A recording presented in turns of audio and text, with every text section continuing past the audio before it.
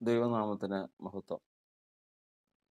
ദൈവത്തിൻ്റെ വചനത്തിൽ ദേഹി എന്ന വിഷയം അല്ലെങ്കിൽ അകത്തെ മനുഷ്യൻ എന്നുള്ള വിഷയമാണ് നാം പല ഭാഗങ്ങളായിട്ട് ചിന്തിച്ചുകൊണ്ടിരിക്കുന്നത്.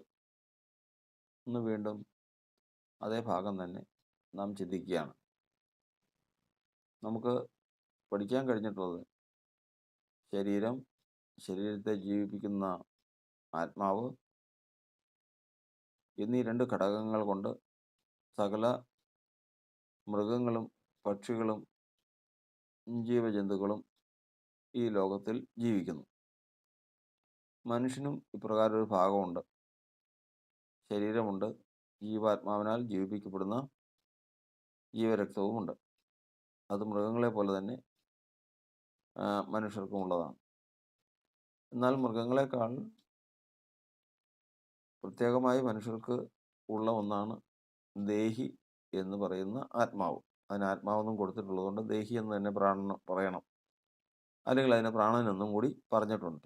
അങ്ങനെ പല വാക്കുകളിൽ കൊടുത്തിട്ടുള്ളത് കൊണ്ട് അതിന് സംശയം ഉളവാകും.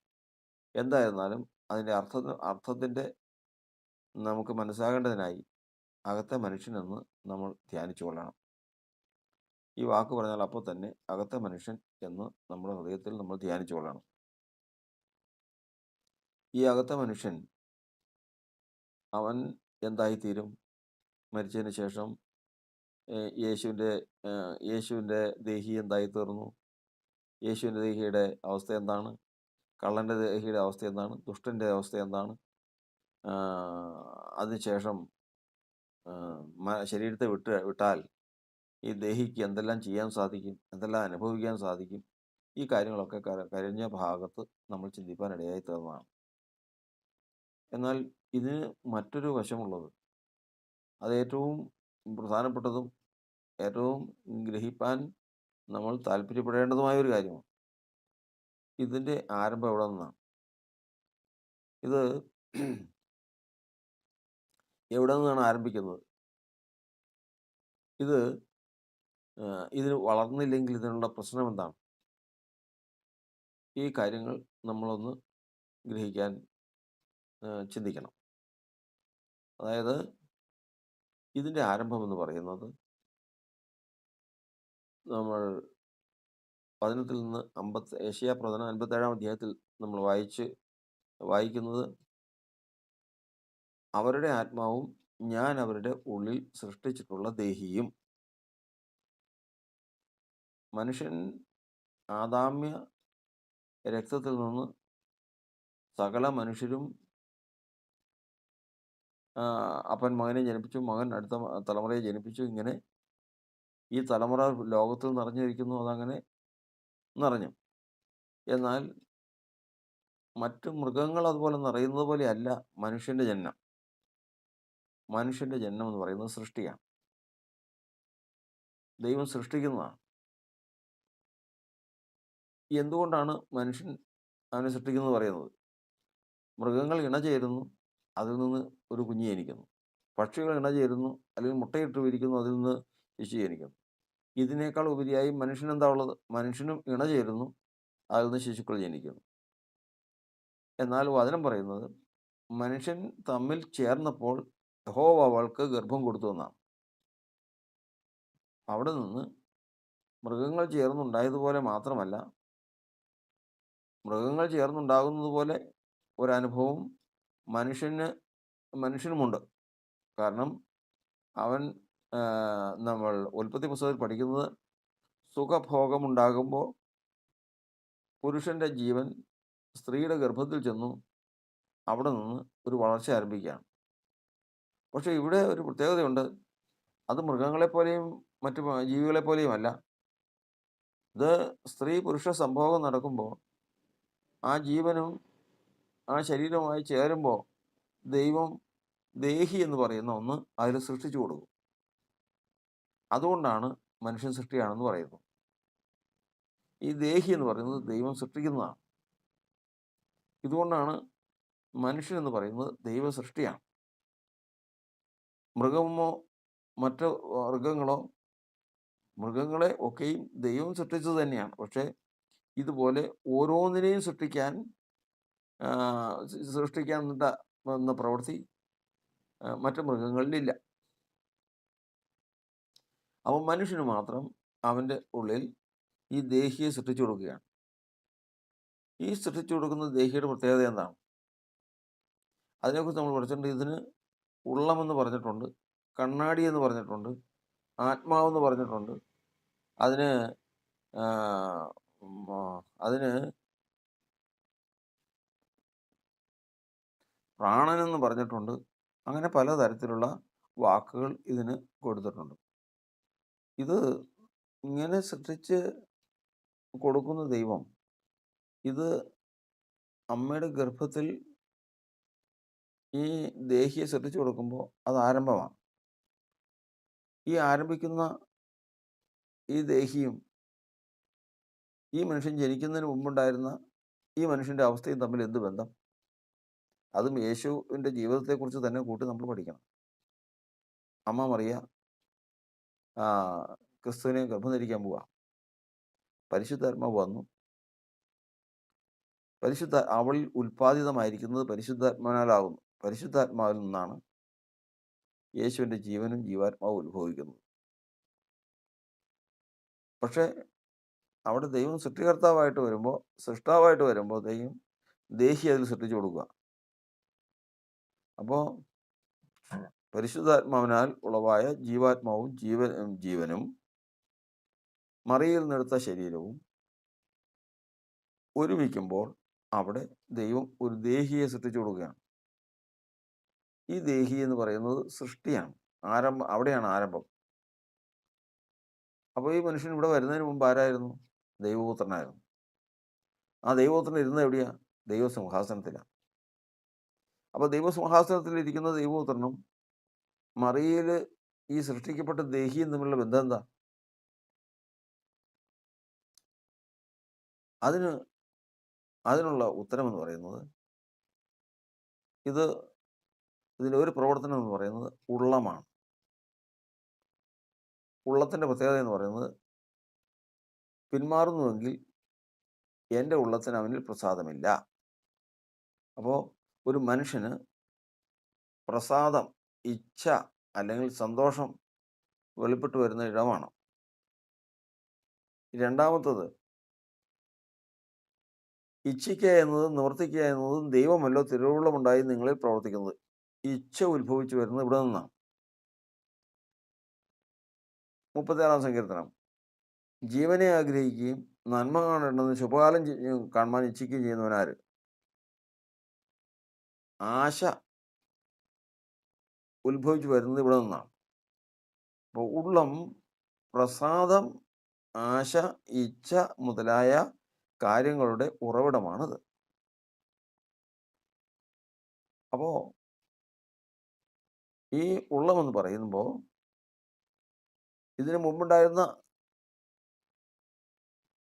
ആ അവസ്ഥയുമായിട്ടുള്ള ബന്ധം, അതായത് ദൈവപുത്രനും യേശുവിൻ്റെ ഉള്ളവുമായിട്ടുള്ള ബന്ധം എന്ന് പറയുന്നത്, ദൈവപുത്രൻ്റെ സ്വഭാവമായിരിക്കും യേശുവിൻ്റെ ദേഹി എന്ന് പറയുന്ന ഉള്ളത്തിൽ ഉദിച്ചു വരുന്ന ഇച്ഛയും പ്രസാദവും ആഗ്രഹവും. ഒരു അരുതാത്തൊരു വാക്ക് കേട്ടാൽ, അല്ലെങ്കിൽ താൻ ഒരു പ്രവൃത്തി ചെയ്യാൻ തീരുമാനിക്കേണ്ട ഒരു അവസ്ഥ വന്നാൽ, അവനോട് ഏതെങ്കിലും തരത്തിലുള്ള ഒരു ദുഷ്ടത ചെയ്യാമെന്നുള്ള പ്രേരണ വന്നാൽ, ഒരു ഉദാഹരണമായിട്ട് സാത്താൻ പറഞ്ഞു, നീ എന്നെ ഒന്ന് വീണ് നമസ്കരിച്ചാൽ ഇതെല്ലാം നിൻ്റേതാകും എന്ന് സാത്താൻ അവനെ പരീക്ഷിച്ച് പറയുമ്പോൾ, ഈ വാക്ക് അവൻ്റെ ഉള്ളത്തിൽ ചെല്ലുവാനിടയായി തീർന്നു. ഇത് അവൻ്റെ ഉള്ളം എതിർത്തു. മാത്രമല്ല സാത്താനെ ശാസിച്ചു. നിന്റെ ദൈവമായ കർത്താവിനെ മാത്രമേ ആരാധിക്കാവൂ എന്ന് എഴുതിയിട്ടുണ്ട് എന്ന് പറഞ്ഞ് അവനെ ശാസിക്കാനിടയായി തീർന്നു. അപ്പോൾ ഈ എന്നെ വീണ് നമസ്കരിച്ചാൽ ഇതെല്ലാം നിൻ്റേതാകുമെന്നുള്ള പ്രലോഭനം, ആ വാഗ്ദത്തം ചെന്ന് വീണത് യേശുവിൻ്റെ ദേഹിയിലാണ്.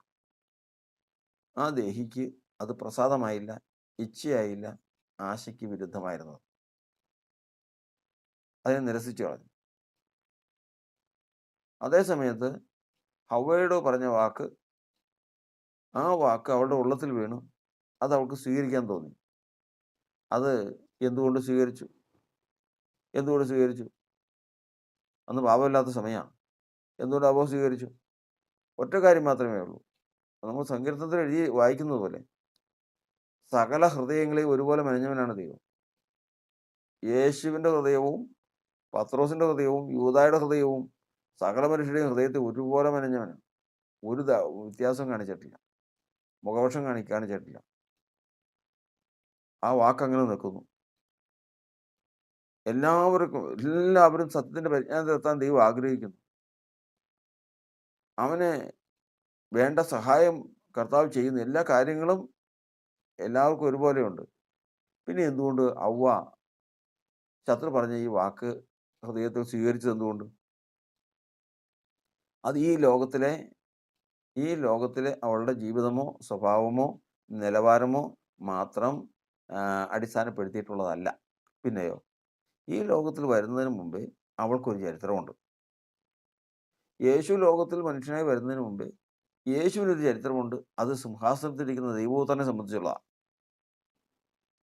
ഇതുപോലെ ശിഷ്യന്മാർക്ക് എല്ലാവർക്കും ഉണ്ട്. ഇതുപോലെ ഈ ഹവ്വയ്ക്കും ഉണ്ട്.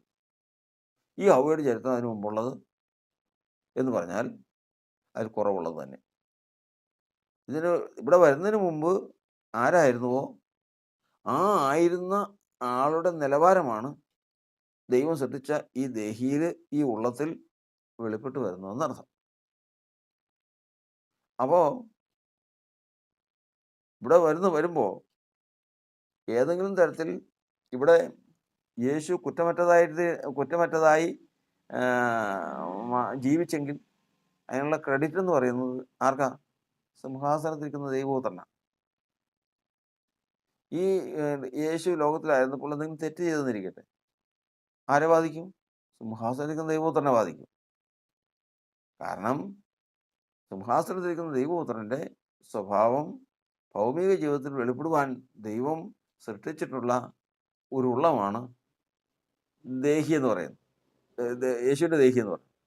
ഇതുപോലെ മനുഷ്യർ ഇതിനു മുമ്പ് ഈ ലോകത്തിൽ വരുന്നതിന് മുമ്പ് ആരായിരുന്നുവോ അവരുടെ ദൈവവുമായിട്ടുള്ള ബന്ധവും നീതിബോധവും അവരുടെ ക്വാളിറ്റിയും എത്രയുണ്ടോ ആ നിലവാരം വെളിപ്പെട്ടു വരുന്നൊരിടമാണ് അവരുടെ ദേഹി. തൻ്റെ ഉള്ളിൽ ദൈവാഗ്രഹം ഉണ്ടാകുകയും കർത്താവിനെ ഒറ്റുകൊടുക്കണമെന്ന് തോന്നിക്കുകയും ചെയ്യാനുള്ള ആഗ്രഹം വന്നു. ഇത് യൂദയ മാറ്റം മാത്രം കുറ്റപ്പെടുത്തുന്നതല്ല. ഇത് കുറ്റപ്പെടുത്തുന്നത് യൂദ ഇവിടെ വരുന്നതിന് മുമ്പ് പിശാചായിരുന്നു. അവൻ്റെ മുൻകാല ചരിത്രം മോശമാണ്. അതിൻ്റെ നിലവാരമാണ് അവൻ്റെ ഹൃദയത്തിൽ ഇച്ഛയായിട്ട് വന്നത്. ഇല്ലെങ്കിൽ ഇതിന് നീതീകരണം ഇല്ലാതെ വരും.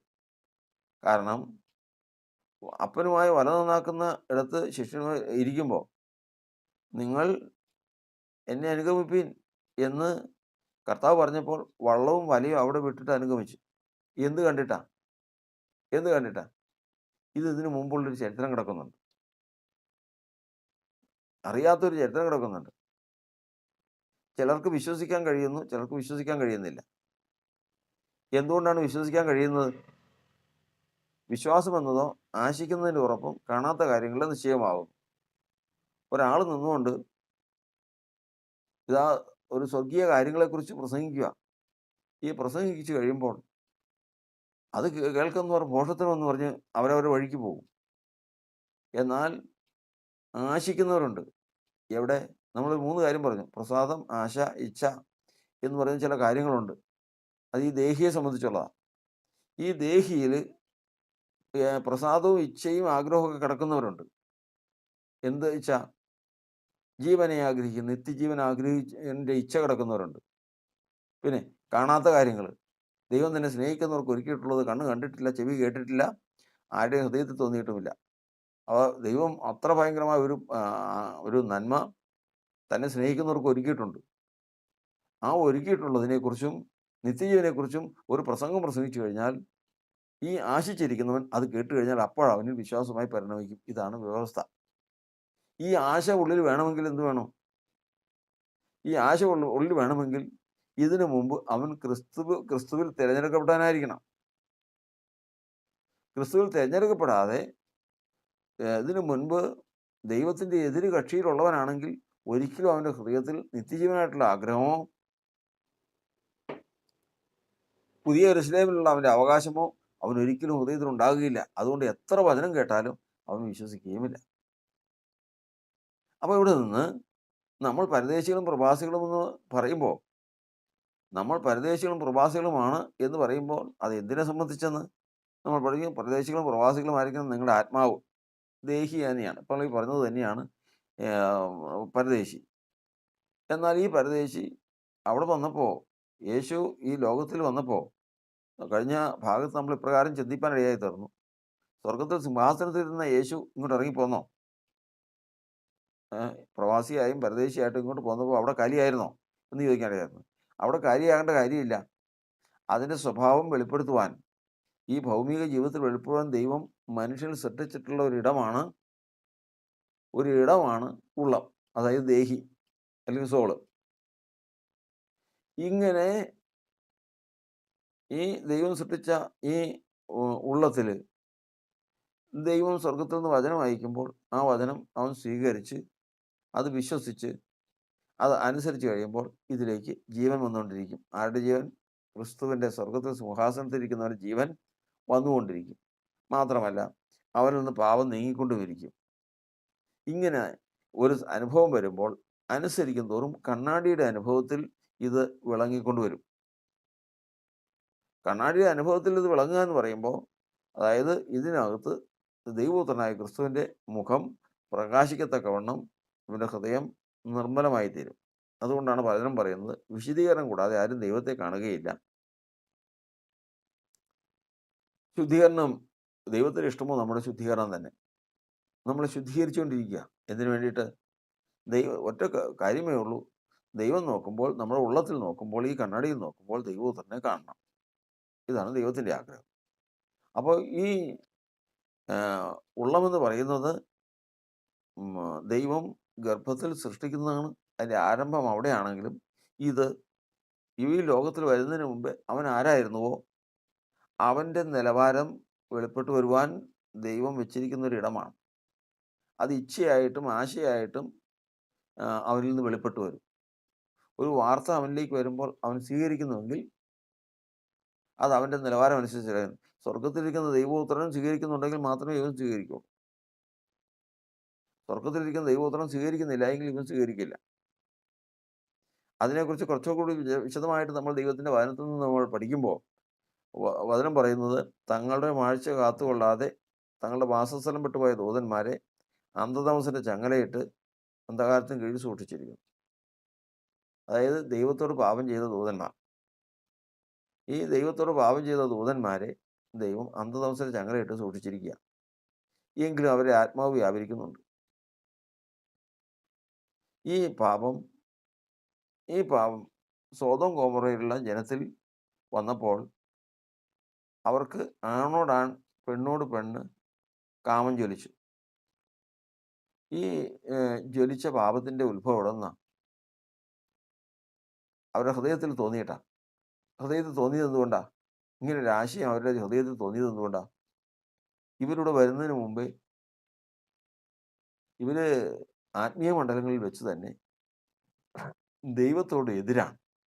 ആ ദൈവത്തോട് എതിരുള്ള ശത്രുത ഉള്ള ആ ജീവിതങ്ങളുടെ നിലവാരമാണ് അവരുടെ ഹൃദയത്തിൽ ഇച്ഛയായിട്ടും പ്രസാദമായിട്ടും ആശയായിട്ടും വെളിപ്പെട്ടു വന്നത്. അത് അവരെ കൊണ്ടുപോയി എത്തിച്ചത് സോതോമായിട്ടായിട്ടാണ്. ആ സോതോമ്യ ഗോമോറയുടെ പാപം എന്ന് പറഞ്ഞാൽ കടും ശാപത്തിലാണ് കൊണ്ടുപോയി എത്തിച്ചത്. അതിനാൽ അവർ ന്യായം വിധിക്കപ്പെടുകയും ചെയ്തു. അപ്പോൾ ഇതേ തെറ്റ് തന്നെ എന്തുകൊണ്ട് ദൈവപുത്രൻ ചെയ്തില്ല? അല്ല, ദൈവത്തിൻ്റെ പൈതൽ ചെയ്തില്ല? എല്ലാവരും ഒരേ സാഹചര്യത്തിൽ ഉണ്ടായിട്ട് പോലും ചെയ്തില്ല. രാഹാബ് എന്ന വേശ്യ സാഹചര്യത്തിൽ അവൾ വേശ്യാവൃത്തി ചെയ്തുകൊണ്ടിരുന്നവളാണ്. പക്ഷെ ദൈവം അവളെ നീതീകരിച്ചു. എന്തുകൊണ്ട് നീതീകരിച്ചു? അവളുടെ ഈ ദേഹിയും അവളിവിടെ വരുന്നതിന് മുമ്പുള്ള ചരിത്രം, ആ ചരിത്രത്തിൻ്റെ നിലവാരം അതല്ല. അതിൻ്റെ തെളിവാണ് രാഹാബ് ഇവിടെ വരുന്നതിന് മുമ്പ് ക്രിസ്തുവിൽ തിരഞ്ഞെടുക്കപ്പെട്ടതാണ്, തിരഞ്ഞെടുക്കപ്പെട്ട ഒരു ജീവിതമാണ്. ആ തിരഞ്ഞെടുക്കപ്പെട്ട ജീവിതത്തിൻ്റെ നിലവാരം അവളുടെ ഉള്ളിൽ വെളിപ്പെടാനുള്ള അവസരം വന്നില്ല. എന്തുകൊണ്ട് വന്നില്ല? ജനിച്ചപ്പോഴേ തന്നെ സാഹചര്യത്തിൽ അവൾ ദുഷ്പ്രവൃത്തിക്കാരിയായി തീർന്നു, വേശ്യയായി തീർന്നു. അവളുടെ പ്രവൃത്തി തന്നെ ദുഷ്പ്രവൃത്തിയാണ്. ഇങ്ങനെ ദുഷ്പ്രവൃത്തിയിൽ അകപ്പെട്ട് അവൾ ജീവിച്ചുകൊണ്ടിരിക്കുക. യഥാർത്ഥത്തിൽ ഇവളുടെ മുൻപുള്ള ചരിത്രം, അതായത് ഭൂമിയിൽ മനുഷ്യനായി വരുന്നതിന് മുമ്പൊരു ചരിത്രം അവൾക്കുണ്ട്, യേശുവിനുള്ളതുപോലെ. ആ ചരിത്രം ക്രിസ്തുവിൽ തിരഞ്ഞെടുക്കപ്പെട്ടതാണ്. അവൾക്ക് അവളുടേതായ നിലവാരമുള്ളതാണ്. ആ ജീവിതത്തിൻ്റെ നിലവാരം വെളിപ്പെടാനാണ് ഈ ലോകത്തിലെ ജീവിതം. അങ്ങനെ ലോകത്തിൽ വേശ്യയായിട്ട് ജീവിച്ചുകൊണ്ടിരിക്കുന്നുണ്ടെങ്കിലും ഇന്ന് വരെയും അവളുടെ ഹൃദയത്തിൽ ആ സ്വഭാവം, ആ ഇച്ഛ, ആ വിശ്വാസം, ആ പ്രസാദം ഇത് വെളിപ്പെട്ട് വന്നിട്ടില്ല. കാരണം സാഹചര്യം അവളെ വേശ്യയാക്കി വെച്ചുകൊണ്ടിരിക്കുക. ദൈവം അതിന് അവസരം കൊടുത്തു. അവളുടെ ഹൃദയത്തിലെ ഈ ഹൃദയത്തെ അറിയുന്ന ദൈവം, ഇവിടെ വരുന്നതിന് മുമ്പ് മനുഷ്യൻ്റെ ചരിത്രം അറിയാവുന്ന ദൈവം അവൾക്കിത് അതിനുള്ള അവസരം കൊടുത്തു. അവസരം കൊടുത്തു കഴിഞ്ഞപ്പോൾ അപ്പോൾ തന്നെ അവളുടെ ഉള്ളിൽ നിന്ന് ജീവനെ ആഗ്രഹിച്ചു, പുതിയ യെരൂശലേം ആഗ്രഹിച്ചു, ദൈവത്തെ വിശ്വസിച്ചു മുതലായിട്ടുള്ള കാര്യങ്ങളെല്ലാം പെട്ടെന്ന് തന്നെ ആ മുൻകാല ചരിത്രം അങ്ങനെ തന്നെ ഇവളിൽ നിന്ന് വെളിപ്പെട്ടു വന്നു. ദൈവം അവളെ നീതീകരിച്ചു. ഈ അവസ്ഥയിൽ നിന്ന് എരിഹോ കോട്ട തകർത്ത് സകലതും നശിക്കുമ്പോൾ അവിടെ നിന്ന് രാഹാബിനെ മാത്രം അവനെടുത്ത് തൻ്റെ ജനത്തിൻ്റെ ഇടയിലാക്കി തീർത്തു. അവൾക്ക് ശ്രേഷ്ഠമായൊരു പദവി നൽകിയെന്ന് മാത്രമല്ല, ഇതാ മശിഹായുടെ തലമുറയെ പ്രസവിക്കുന്ന ഒരു ശ്രേഷ്ഠമായ പദവിയിൽ അവളെ കൊണ്ടുപോയി ആക്കുകയും ചെയ്തു. അപ്പോൾ അവൾ ഇത്രയും നാളും വേശ്യയായി ഇരുന്നത് എന്തുകൊണ്ടാണ്? അത് അവളുടെ ഇഷ്ടമല്ല, സാഹചര്യം അവളെ വേശ്യയാക്കിയതാണ്. യഥാർത്ഥത്തിൽ അവളുടെ ഹൃദയത്തിൽ ഒരു വേശ്യാവൃത്തിക്കോ ദുഷ്പ്രവൃത്തിക്കോ ഉള്ള തീരുമാനമോ ആഗ്രഹമോ ഇച്ഛയോ പ്രസാദമോ ഇല്ല എന്ന് ദൈവം തെളിയിച്ചു. അപ്പോൾ അവിടെ വീണ്ടും നമ്മൾ പഠിക്കുന്നത്, രാഹാവ് പരദേശി എന്ന് പറയുമ്പോൾ എന്താണ് പരദേശി എന്ന് പറഞ്ഞത്? ഈ ലോകത്തിൽ വരുന്നതിന് മുമ്പ് രാഹാബ് ആരായിരുന്നുവോ ആ ഇച്ഛ, ആ പ്രസാദം, ആ സ്വഭാവം ഈ ലോകത്ത് വെളിപ്പെട്ട് വരുന്നത് രാഹാബ് തന്നെയാണ്. അവളെ രാഹാബായിട്ട് തന്നെയാണ് ദൈവം കണക്കൂട്ടുന്നത്. സകല സ്വഭാവവും അതിലെയാണ്. ഇതുപോലെ തന്നെ യേശു ലോകത്ത് വന്നു കഴിഞ്ഞപ്പോൾ അവന് വെളിപ്പെട്ട സകല സ്വഭാവവും ദൈവപുത്രൻ്റെതായിട്ട് ദൈവം കണക്കൂട്ടുകയാണ്. കാരണം അതേ സ്വഭാവമാണ് ഇതിൽ വെളിപ്പെട്ട് വരുന്നത്. അപ്പം അവിടെ ഒരു സ്വഭാവം മറച്ചു വയ്ക്കാൻ സാധിക്കില്ല, ഒരു സ്വഭാവം കൂട്ടിവെക്കാൻ സമ്മതിക്കില്ല. യൂദ ലോകത്തിൽ വന്നു കഴിഞ്ഞപ്പോൾ അവൻ കൃത്രിമമായിട്ട് കുറേ നാളൊക്കെ അഭിനയിച്ചു. ശിഷ്യനായിട്ടും മറ്റുള്ളവരെ സഹായിക്കുന്നതിനായിട്ടും യേശുവിനോട് സ്നേഹമുണ്ടെന്നും ഒക്കെ കുറേ നാൾ അഭിനയിച്ചു.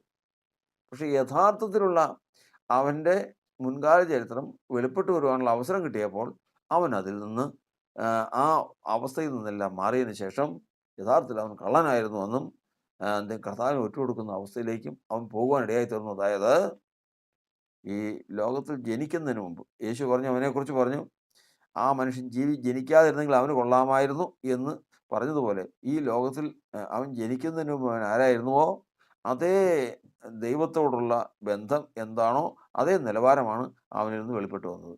അതിനാൽ അവൻ ന്യായം വിധിക്കപ്പെട്ട് നശിച്ചു പോവുകയും ചെയ്തു. ഇതിനെക്കുറിച്ചാണ് യേശു പറഞ്ഞത്, ആ മനുഷ്യൻ ജനിക്കാതിരുന്നെങ്കിൽ എന്ത് പ്രയോജനം? എന്ത് പ്രയോജനം?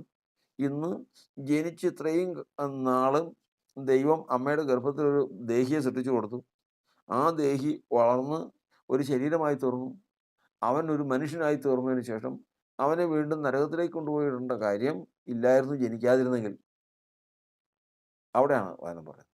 അപ്പോൾ അതുകൊണ്ട് ദൈവത്തിൻ്റെ വചനത്തിൽ നമ്മൾ പഠിക്കുന്നത്, ദേഹി എന്ന് പറയുന്നതിൻ്റെ ആരംഭം അമ്മയുടെ ഗർഭത്തിലാണ്. എന്നാൽ അതിൽ വെളിപ്പെട്ട് വരുന്ന സ്വഭാവം എന്ന് പറയുന്നത് അതിനു മുമ്പ് ആത്മീയമണ്ഡലങ്ങളിൽ അവൻ ആരായിരുന്നുവോ അതേ സ്വഭാവമാണ് അവനിൽ വെളിപ്പെട്ട് വരുന്നത്. ക്രിസ്തുയേശുവിൻ്റെ സ്വഭാവം അങ്ങനെയായിരുന്നു. ദൈവപുത്രൻ്റെ സ്വഭാവമാണ് ക്രിസ്തുയേശുവിൽ ഇച്ഛയായിട്ടും പ്രസാദമായിട്ടും ആശയായിട്ടും വെളിപ്പെട്ട് വന്നതെന്ന് ദൈവത്തിൻ്റെ വചനം പറയുന്നു. അവിടെ നിന്ന് ഇനി നമുക്ക് അതിൻ്റെ മറുവശം നമ്മൾ ചിന്തിക്കണം. അത് നമുക്ക് അടുത്ത വീഡിയോയിൽ ചിന്തിക്കാം. ഇന്ന് നമ്മൾ ഇത്രയും ചിന്തിച്ച് ഇവിടെ നിർത്തുകയാണ്. മനുഷ്യൻ്റെ ദേഹിയുടെ ആരംഭം ഗർഭം മുതലാണ്. ഗർഭത്തിൽ ദൈവം സൃഷ്ടിക്കുന്നതാണ്. ദൈവത്തിൻ്റെ സൃഷ്ടിയുടെ പ്രാധാന്യം എന്ന് പറയുന്നത്, ഇതിനു മുമ്പ് അവനൊരവസ്ഥയുണ്ട്, അതിൻ്റെ നിഴൽ തന്നെയാണത്. അതിൻ്റെ സ്വഭാവം, അതിൻ്റെ യോഗ്യത, അതിൻ്റെ ക്വാളിറ്റി എന്തുണ്ടോ അതാണ് ഇതിൽ വെളിപ്പെടുന്നത്. അത് വെളിപ്പെടാൻ തന്നെയായിട്ടാണ് ഇത് വെച്ചിരിക്കുന്നത്. യേശുവിൽ വെളിപ്പെട്ടത് ദൈവപുത്രൻ്റെ നിലവാരം, യൂദയിൽ വെളിപ്പെട്ടത് പിശാചിൻ്റെ നിലവാരം, പത്രോസിൽ വെളിപ്പെട്ടത് ലോകസ്ഥാനത്തിന് മുമ്പേ തിരഞ്ഞെടുക്കപ്പെട്ടവൻ്റെ നിലവാരം. ഇതുപോലെ എല്ലാ മനുഷ്യർക്കും, മനുഷ്യ ജന്മത്തിൽ ജനിച്ചവർക്കെല്ലാവർക്കും ഒരു മുൻകാല ചരിത്രമുണ്ട്. ലോകത്തിൽ അവരുടെ സ്വഭാവം വെളിപ്പെടുന്നതും അതുമായിട്ട് ബന്ധപ്പെട്ടിരിക്കുന്നു. അത് വെളിപ്പെടാൻ വേണ്ടിയാണ് മനുഷ്യൻ്റെ ദേഹിയെ സൃഷ്ടിച്ചിരിക്കുന്നത്. ഇനി ഈ ദേഹിയുടെ വളർച്ച, അത് എത്തിച്ചേരുന്ന വിധം അത് നമുക്കൊന്ന് പഠിക്കണം.